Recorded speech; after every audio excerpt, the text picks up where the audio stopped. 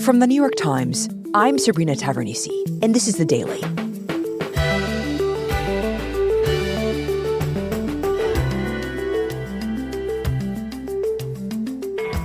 As the Republican National Convention entered its second day, Donald Trump and his allies absorbed the stunning new reality that the most formidable legal case against him had been thrown out by a federal judge. Today, my colleague Alan Feuer on what it means that the classified documents case may now be dead.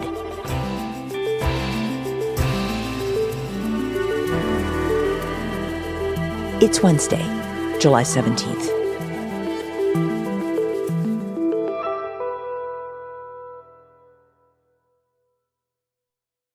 So, Alan, it's been a pretty relentless week of news about Donald Trump, an assassination attempt, him announcing his vice presidential pick at the start of the Republican National Convention in Milwaukee on Monday night. And amidst all of that, we got the news that really in any other week would have been the only thing anyone was talking about. And that is what appears to be a major legal victory for Trump. The judge in the classified documents case threw out the case. Remind us about this case. Sure. This is the case against Trump in which he stands accused of taking a trove of highly classified documents from the White House after he's left office down to his new post-presidential home in Mar-a-Lago, his club in Florida. And not only has he been accused of taking this stuff, these state secrets that really no longer belong to him because he's no longer president, he then has been charged with willfully obstructing the government's repeated efforts over the course of months to get these documents back, right? And the one investigative step in this case that everyone will surely remember is when the FBI executed a search warrant at Mar-a-Lago 2 summers ago, and they hauled away 45 boxes of stuff and found more than 100 classified documents in those boxes. Right. The boxes stacked in the bathroom, the classified documents all over the house in Mar-a-Lago. And if I remember correctly, this was the most straightforward of all of the Trump cases, right? This was the one that was the most clear-cut against him. Yeah, the charges were relatively simple. And, the evidence against him was very strong evidence for the government. Nonetheless, Trump's lawyers filed a barrage of motions attacking the validity of the charges. And these motions fell to the judge who was handling the case. Her name is Eileen Cannon. And as you may recall, she herself was appointed by Trump in his final year in office. And she was assigned to this case really when she only had about 3 years of experience on the bench and had extremely limited experience in handling criminal trials in particular. Right. And so, she had to sort of deal with this flurry of motions that Trump's lawyers filed, and she gave a quite serious hearing to all of them. And in the end, lo and behold, one of those motions to dismiss the case finally worked. So what sticks? What argument actually succeeded?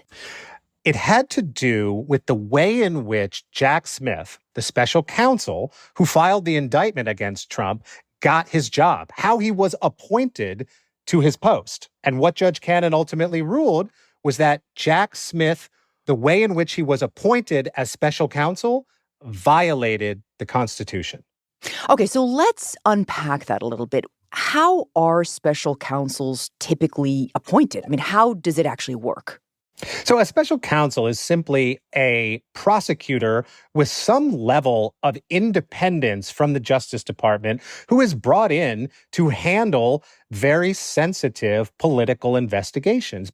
They've had different names over time, and they've also been appointed differently at different points in our history. So, for example, in the wake of Watergate, Congress passed a law called the Independent Counsel Act, and that gave prosecutors, special prosecutors, a great deal of leeway and latitude and freedom for how they wanted to conduct their investigations. Because we just had this massive political scandal, and the thought was we need to give prosecutors who are looking at official corruption a lot of independence. You want them not to be under the thumb of the political leaders they're supposed to be actually investigating. Precisely.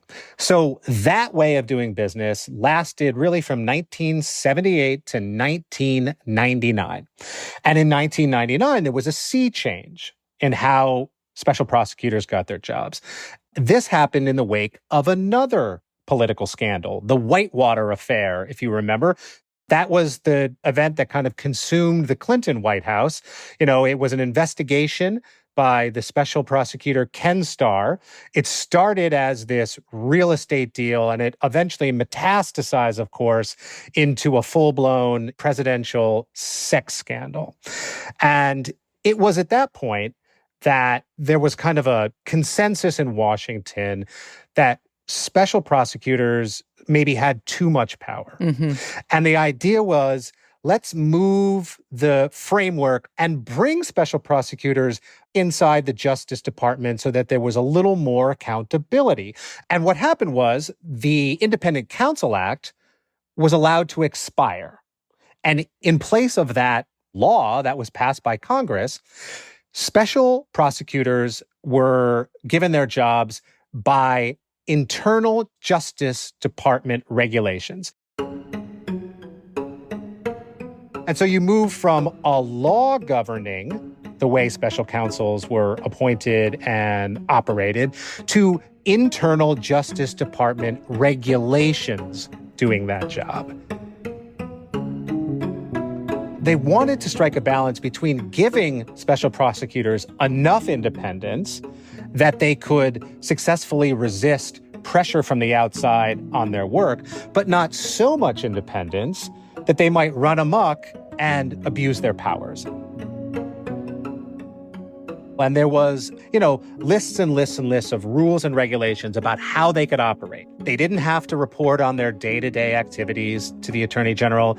The Attorney General had the right to fire them for good cause, right? They had to obey all the Justice Department rules. And so there was an attempt to put the Attorney General on the hook for what the special counsel was doing, but still give the special counsel enough leeway not to feel pressure from essentially their bosses.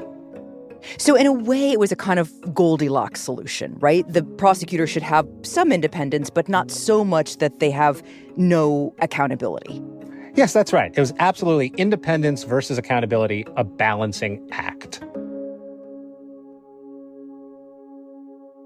So then how did Cannon's ruling change all of this?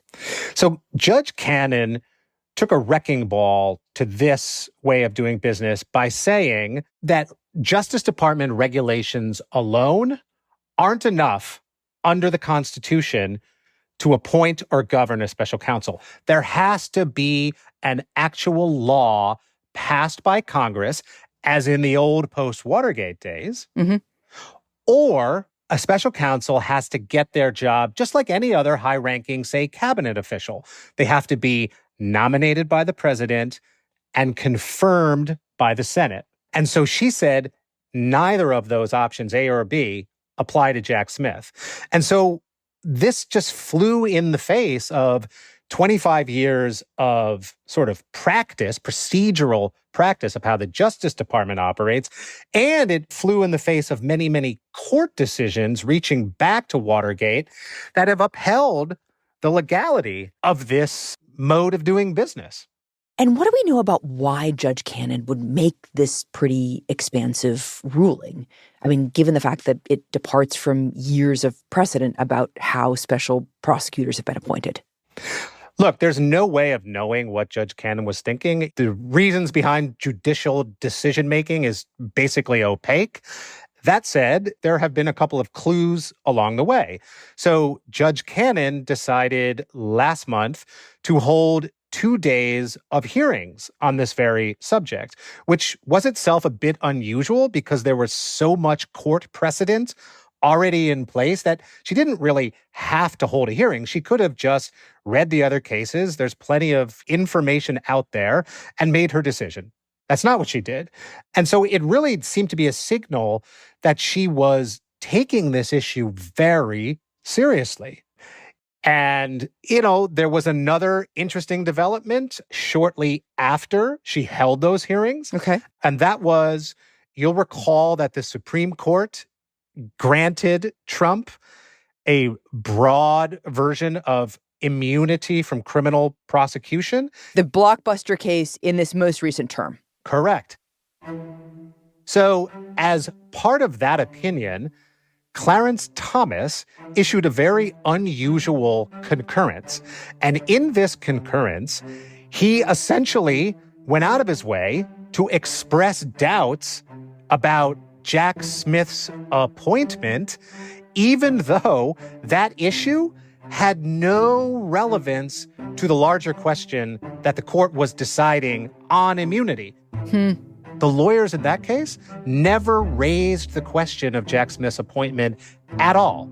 He just sort of took a tangent and wrote a 9-page opinion that sounded a lot like what Judge Cannon ultimately ended up writing. And so it was kind of widely read as some sort of invitation to Judge Cannon, some sort of encouragement to Judge Cannon, because her opinion cited Justice Thomas's brief concurrence several times, and the legal reasoning was very close to the reasoning that Thomas offered for why Jack Smith's appointment was unconstitutional. And look, there has been a separate but related conversation about Judge Cannon from the moment that she was assigned the classified documents case, which is, she has made so many unusual decisions that are sort of outside the norm along the way, that legal scholars who have been watching this case have been trying to figure out, does she have some sort of bias in favor of Trump, right? And honestly, this most recent decision has just sort of increased the volume and intensity of that conversation, because the ruling not only dismissed in their entirety the charges that Trump was facing in this case, the decision was handed down at a hugely consequential political moment for Trump, which was, of course, on the first day of the Republican National Convention, where he was going to be formally nominated as the Republicans' presidential nominee. Judge Cannon handed Trump a huge legal victory at a giant political moment. And it's raised all kinds of questions, not only about this case in particular, but about what all cases involving special prosecutors might look like moving forward.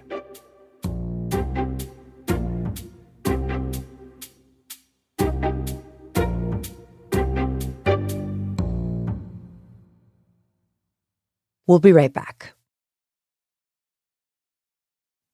Okay, so Alan, you just said that there are implications for this case and for future cases, but let's start with this case. What happens next? Jack Smith has promised to appeal Judge Cannon's decision. And so what he will do is he will take the case up to the appeals court that sits over her, which is the 11th Circuit Court of Appeals in Atlanta. In theory, it's also possible that Jack Smith could try to get Judge Cannon removed from the case. That would also involve the 11th Circuit. But the point is, regardless of what the 11th Circuit ends up doing on any of these issues, all of this is very likely to end up at the Supreme Court in front of Justice Thomas and his colleagues. And that will be the moment we'll get a much clearer picture of the future of special counsels. But in the meantime, it sounds like the case is dead. The case against Trump is dead. There is no case against Trump anymore. And Alan, does this affect the other Jack Smith case, the one about Trump's involvement in January 6th? Because it calls into question, of course, Jack Smith's ability to bring any case. It certainly could eventually. Trump's lawyers in that case have not raised this issue about Jack Smith's appointment, they might do so. Don't forget, that case has been on hold for 7 months while the courts up to the Supreme Court were deciding the immunity issue.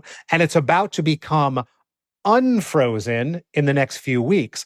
So there will be a flurry of activity in that case. And one of the things that might happen is the lawyers in the Washington case, the January 6th case, could say, hey, if Jack Smith has been found to be invalid in the case in Florida, why not here too? In the meantime, we're starting to see the first signs that Judge Cannon's ruling is being used by defense lawyers in other cases involving other special counsels trying to use it to their advantage. So, for example, hours after Judge Cannon's decision came down, lawyers out in Las Vegas in a totally separate special counsel case said, hey, our special counsel should be invalidated too, because look what Judge Cannon said. Wow. Now there aren't a ton of cases across the country that involve special counsels. There are some. There's another case that involves Hunter Biden. It's out in California. It's a tax case. And the lawyers in that case have already tried to claim that the special counsel, David Weiss in that instance, was invalidly appointed. Who knows? Will they use Judge Cannon's ruling to seek to reopen that question? Maybe. Remains to be seen. So there are some trickle-down effects here already. Yeah, I mean, small as they may be, yes. And all of this is just sort of percolating right now until, as we discussed, it sort of makes its way up the food chain to the Supreme Court, which will really, should it be so inclined, make some changes. Okay, so say this case were to stand. What would that mean for that balance you were talking about before in terms of, prosecutors and their independence? Independence on the one hand versus accountability to public officials on the other.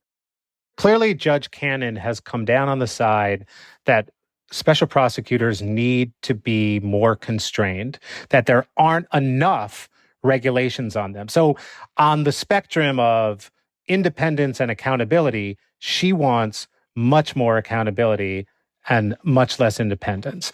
And that issue, once it gets played out through the courts, could have important ramifications in a world in which Donald Trump retakes the White House and carries through on his promises to weaponize the Justice Department against his enemies. Who will be there should special counsels be stripped of the independence that they have traditionally have to investigate the kinds of abuses of prosecutorial power that Trump is contemplating, that Trump has promised to do? And so at the moment that this country might most need to look to independent prosecutors to hold powerful political figures accountable, it's conceivable that their powers of independence might be constrained. So in the longer term, this ruling really could have some pretty far-reaching consequences. I mean, depending on how it moves through the courts and on what happens in November. And in the immediate term, I have to imagine that the political implications are going to be pretty profound too.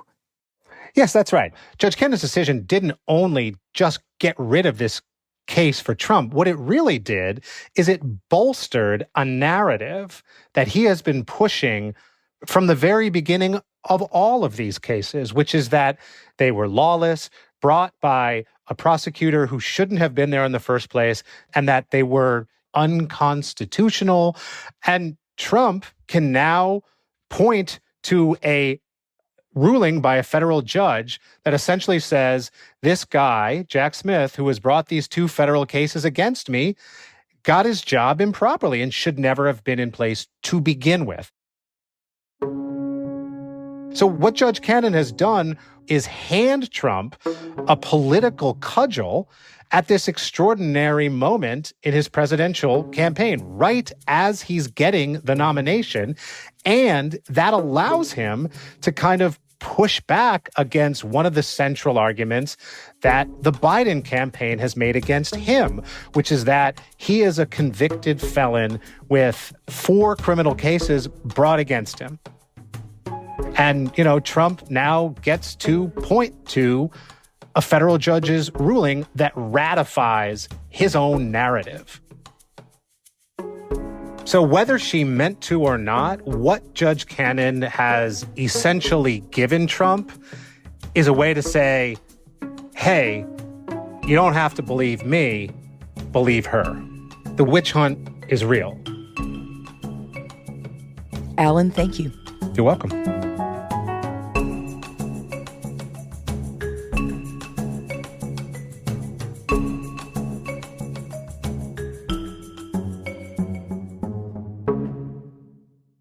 We'll be right back.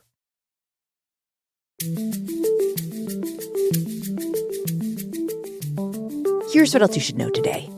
A jury in New York found Senator Robert Menendez, a Democrat of New Jersey, guilty on all counts in a sweeping scheme to sell his office to foreign powers and corrupt businessmen in exchange for hundreds of thousands of dollars in cash, a luxury car, and bars of gold. I have never been anything but a patriot of my country and for my country. I have never, ever been a foreign agent. Speaking after the verdict, Menendez remained defiant and vowed to appeal. Menendez is the first U.S. senator to be convicted of acting as a foreign agent. He now faces potentially decades in prison.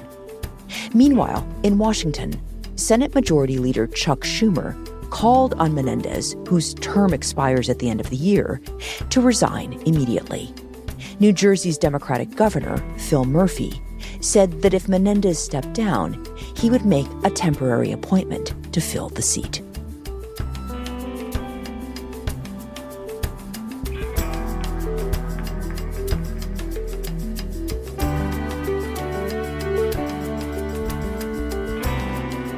Today's episode was produced by Nina Feldman, Will Reed, and Asta Chaturvedi. It was edited by Mark George, with help from Paige Cowett. Contains original music by Rowan Nimisto, Dan Powell, Alicia Baitub, and Diane Wong, and was engineered by Alyssa Moxley. Our theme music is by Jim Brunberg and Ben Landsverk of Wonderly.